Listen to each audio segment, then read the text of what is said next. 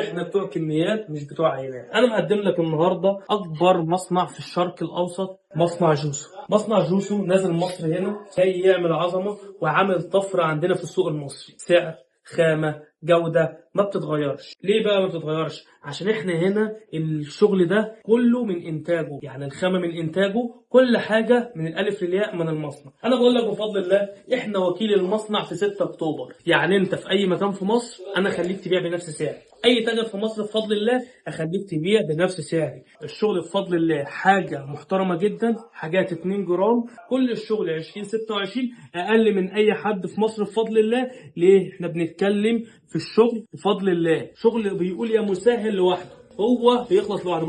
بص الخامه جميله جدا، كلها من خامات البيور. لازم تتابعنا الفتره الجايه. اهم حاجه كمان احنا عندنا من الصيدليه، بص من الصيدليه لغايه الرجال، يعني بفضل الله حريمي، رجالي، شبابي، اولادي، بيبي، صيدليه من كل موديل بالمراحل. بص الحريمي، بص الحلويات، كل ده خامات بيور يا جماعه. بص الخامه عامله ازاي بفضل الله. انا بقول لك مصنع جوسو مصنع رقم 1 حاليا في مصر في السعر، الخامه، الجوده بفضل الله. تميمة شوز بتقدم لك حاجه محترمه عشان احنا كارفور مصر. تميمة شوز اختيارك الافضل. سلام.